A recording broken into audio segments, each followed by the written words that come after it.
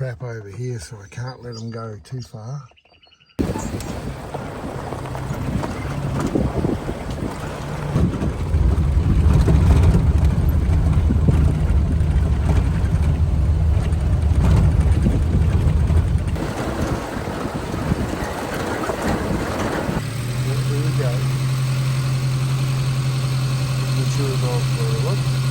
This looks like a good spot coming up here where we should be able to see if this dog's still on the road. A good place to set a trap. It's a good bend, a good corner here, sand. Right, I'll try and run you through my thought pattern that I'm using here on this side. The methodology, got a nice bend in the road here, right? Bend in the road, the dog tracks cut onto this side. So he didn't go wide on the road, he cut the corner. Went on this track right on the edge of it. So what I'm doing there is I'm going to set up and just tie off on the little tree, okay? I'll probably put some scat at the base of that tree, something that'll waft across with this wind coming across like that, so it'll waft across the road. A bit of scat there, so if that dog comes back here again, it goes, hey, who's crapping on my territory.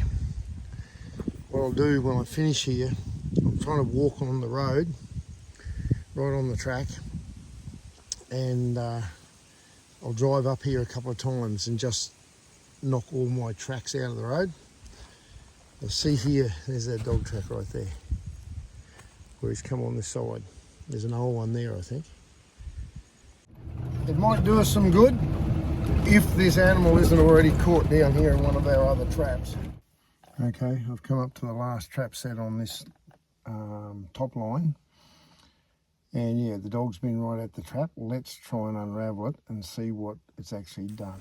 As I come in here, the first thing I see is a scratch here, right? The dog's scratched. Track there, track here. It scratched there. It stood there. Okay, I had some urine on this bush. Shift that out of the road. That was the stepping stick. It hasn't exposed the pan anywhere. Track's right there. There's the trap there.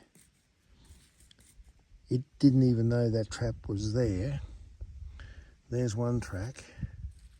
There's another. It's been scratching. It scratched here, scratched there. Okay, it scratched here. It can't smell the trap, but it would smell where I had been. All right, so I'll cover that back over again. It's flicked this, I think what's happened, it's flicked the stepping stick from where it was here when it scratched on top of the trap. And it didn't realise it was there, but it was looking. It was looking for the trap. All right, nice cunning dog. Right, this was a fresh set too. Like it's come onto this probably within 5 or 6 hours of me actually putting the trap in the ground. So, be able to smell my body odour down on the ground. Okay, I'm about another kilometre further on. Come into this gully and I've got boar tracks. Boar tracks, but I've also got a dog track there over the top of it. Faint, hard to see. That's it there. All right, so I'm coming here and setting a trap that if I do get a smack at this boar, this is the only trap I've got that'll hold it. These are the big whack traps, the wide gape whack traps with the bobcat pan in it. I'm cinching it off down to that little root of the tree. I'm going to put something up here, dog urine or something that hopefully the pig won't want to go at. But if this cunning dog comes along here and does what it's been doing at the other spots, it's coming in. I'm going to make that obvious up there. Make it sort of, in some ways obvious. That's where the scent is. Put a little stepping stick or whatever there. So maybe the dog will think that's where it is and approach here and have this as like a blind trap. It's got like a little mound here.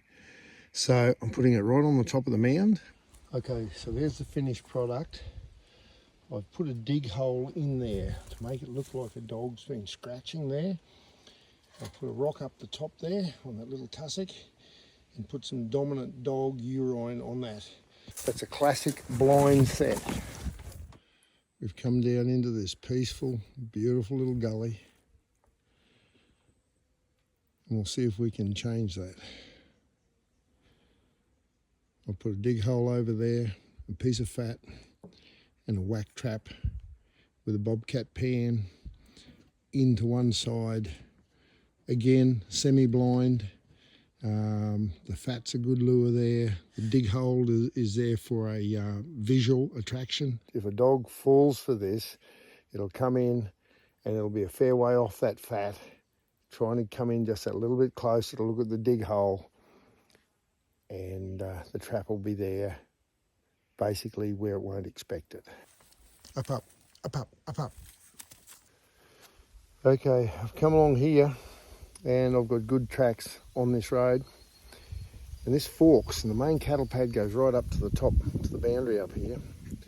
And it forks, so dogs can come in either way. So I've either got a set on both sides, or what I think I'll do is I'll just come here and I'll put a set right here somewhere. I've got this little bush on the side of the road here, little gum sucker. I think I might use that. I might just put a little bit of urine or something on that leaf. So the dog, if he's coming along, it's only got to just come in and stand, just put its nose on that leaf. Yeah, let's try that. We'll just screw this one down with a couple of big landscaping screws and put it straight in, try and make it just as basic as we can. Well, good morning. I'm just wandering out here now past the cattle yards. The guy that's been working here on the dozer said he saw some small tracks of like a pup that's been hanging around the back of the yards. So that could be one of the tracks that we've seen on the road and it disappeared. This thing might have actually come in close. Let's see what we can find. There could be a little cheeky fella here. And if so, this could be a good spot now to pick him up. Stand along one of these tracks.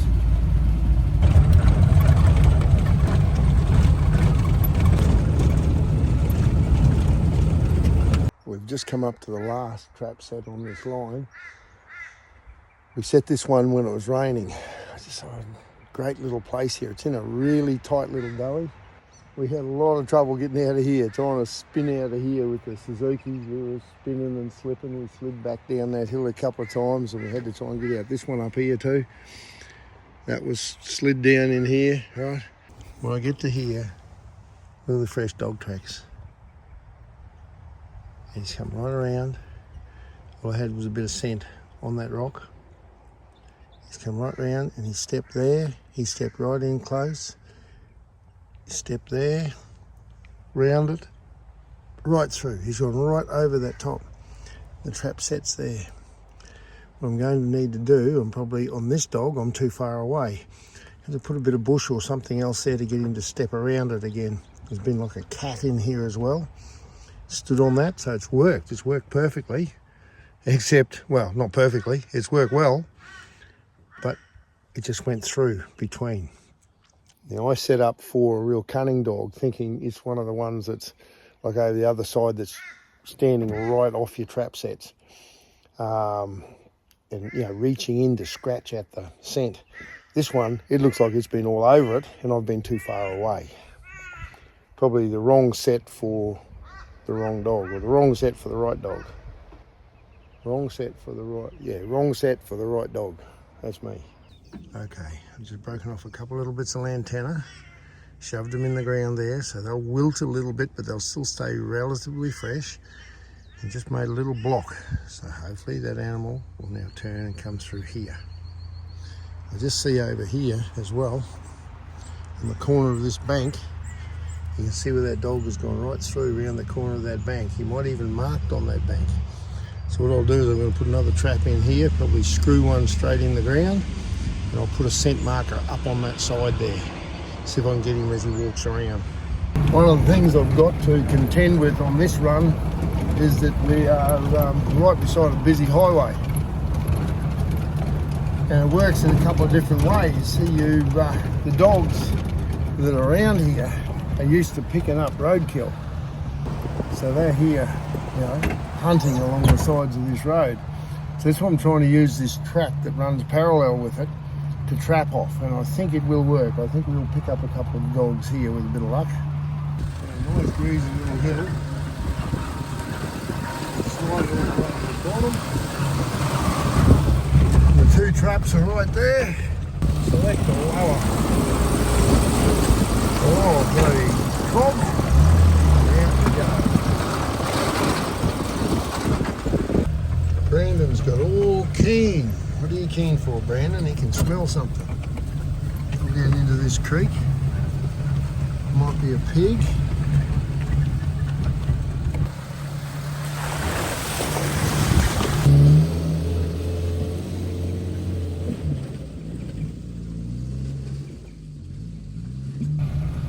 Well, we've just rocked into one of the trap sets and we have a catch. Not a dog, but a big feral cat, a big ginger feral cat. Oh, I like catching these things. Oh, Skunk, you like catching these things too, Skunk? Hey? What do you reckon? Oh, JB, you're going to cop it, JB. Brandon, no! No, sit. Let's get this one shot.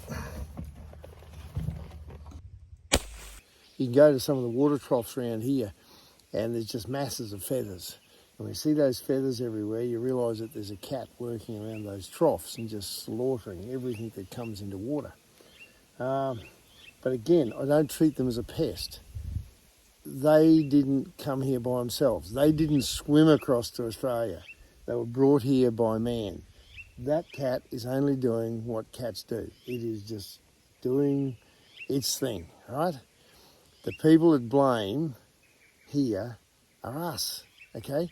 And a lot of people, they won't take that responsibility and they blame it on the animal called, oh, this filthy feral pest. No, well, if it's a filthy feral pest, we're a disgusting, filthy feral pest ourselves, right? So the best thing we can do is fix ourselves, fix everything we can with the environment. If these things are in there, we've got to remove them, do it. But don't disrespect them. Don't treat them with hatred, right? Understand that they are just caught up in a big mess and a lot of it is our fault. I'm always a sucker for good horses. You gotta stop and have a pat. They're beautiful. Hey, what you doing? Someone's favourite you are. You've got a beautiful kind eye, haven't you? Yeah, a beautiful kind eye. Hey, there's a dead cat in the back there. You don't want that, do you? Hey. You're someone's little pride and joy too, aren't you? Hey, what you doing? Oh yeah, want to lick some salt? Oh yeah, want to lick some salt? Don't you bite? Don't you bite? Still hopeful I'll run in, roll down into this creek crossing one of these mornings and there'll be 3 dogs cinched up here, but nothing. I think we'll head back over into this range country here. We haven't set any traps there yet, so let's go up here and see if we can find some tracks, and if we can, we'll set up for something here.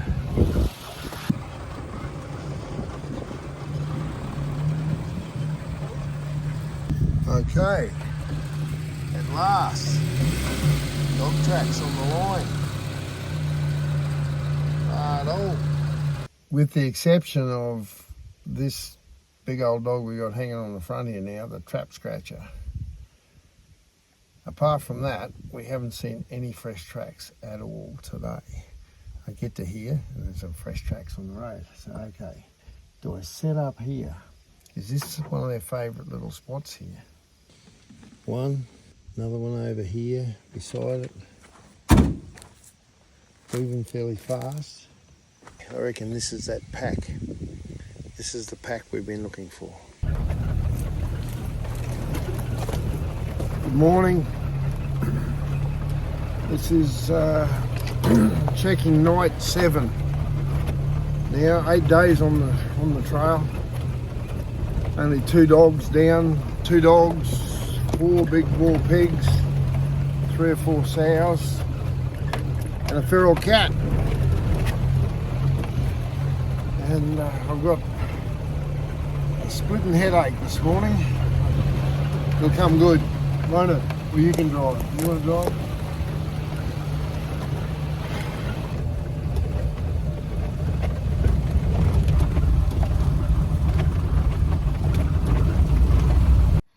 I was just coming along this bit of a track here, and a stick fell out of a tree. Saw this stick coming out, land beside me. Oh, that's a bit strange. G'day, Ted. How are you? Look out, mate. He's a drop bear. Come on, drop down and grab somebody by the throat. Drop bear. What I've noticed is a very, very healthy population of koala in this area through here, and they've put a lot of the fences up on the sides of the road to try and, you know, keep these things alive, stop them getting run over on one of the busiest roads around. Righto, this here is a little bit more positive. We come up to this trap set where a dog had scratched at this the other day. You can see a couple of big tracks back there now. There's another track over there on top, and the trap is just over the top of that stepping stick. This dog has stepped actually over it. I reckon it's probably marked on top of my mark, or top of my scent that I've put there. I think that was just dog urine. And this dog has come in, walked right up on it, and he's marked and just missed putting his foot on that top. So he doesn't realise there's a trap there. He's not smelling it. Just leave this one alone. That dog has come in and just missed that. Now this points out a little bit of the dilemma when you're trapping. Now I could have got out there and said, right, let's put another trap in there. You know, let's set that up again, and or change the stepping stick, or change, you know, a little bit of brush on it, whatever. But I would have been putting my scent back on that trap. So I'm taking the gamble to just leave it as it is and not scent it up anymore. The trap's in the ground, it's weathered now. It doesn't look like that dog's got any idea that that trap's there. So probably best just to leave it. How do you know? If I leave it and catch a dog, I'll say, yeah, I've done the right thing. If I hopped out and I put the, you know, changed it around, put another trap in, and didn't catch it, then I'd say I probably did the wrong thing. But how do you know that I can leave that trap the way it is for another week and not catch a dog in it? So it might not make a difference at all. So there's all these different possibilities. You've just got to work on gut feelings sometimes. Hey, Skunko. No, look at that one. 7 dentures, mate. Hey, we could see Tasmania looking down that throat. Yeah. Yeah, big sookie lala. You're a sookie lala. Yeah. Got a trap on this corner. Has it been successful? No. Dang. I'll pop down here and have a little bit of lunch, I think. We saw one track back there on top of the hill. Seem to be going the other direction. We'll come back down into this creek crossing now. I've got 3 traps down here. What do we got? Skunk's getting keen. Skunk's keen. You can see one trap set. There's nothing there. And the second trap's up on the top of the hill, up on the rise over there. Nothing. Nothing. What's around the corner? Nothing. Doesn't look like anything. Ah, there is. There's a dog. We got a dog right there.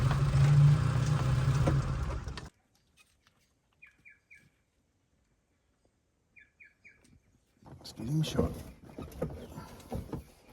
Mossy, what do you think, Mossy?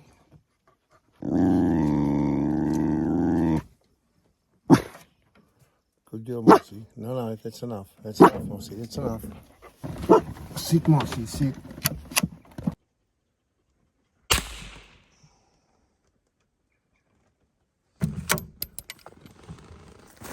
Great little spot down here with the water hole. Full paw catch with the Jake trap again. This one I just tied off onto the root of the tree here. And I had to actually bring in the sand. I just plonked the trap straight down on top of the rocks, and I brought sand in and just spread sand and leaves over the top of it. And I put a bit of bitch's urine up here on the side, and that's all that's got that dog. It's done well. Doesn't look like it's been caught for too long. Skunk, what are you looking at, Skunk? Marking pretty hard.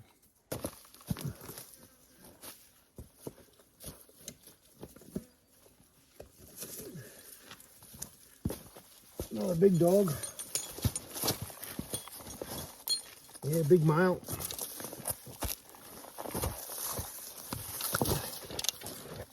And fairly high grade, I'd say. Short tail. Yeah, they don't need to eat anything else. There is no excuse to attack a calf except that they like to eat them. They sound good too. See, a lot of people don't realise a big thing that causes these dogs to kill calves is the noise that the calf makes. You hear a dog on a calf and it's barr and just screaming. Same as a little pig. They love killing them. Our own dogs, they just get so excited when they hear that animal bellowing in distress. Yep. Again, a lot of people say they should stay. They're native. Rubbish. They're not native. They've been here probably about 3,000 years. Some people say up to 5,000 years, but whatever it is, when is the cut-off point? Is it 1,000 years ago? Some people say it's 1,400 years ago. There's this magic figure of 1,400 years. It's all Billy Leeboo. It's all rubbish. BS. These are introduced. These are introduced species to this country and probably have been responsible for more extinctions than most other species that have been brought in this country. What would have been here beforehand that these things wiped out when they first came here? That's why Tasmania is so different to the mainland, because it never got the dingo. Yeah, it's all hype, it's all rhetoric, it's all rubbish, what they're talking about. These things are an introduced species. End of story.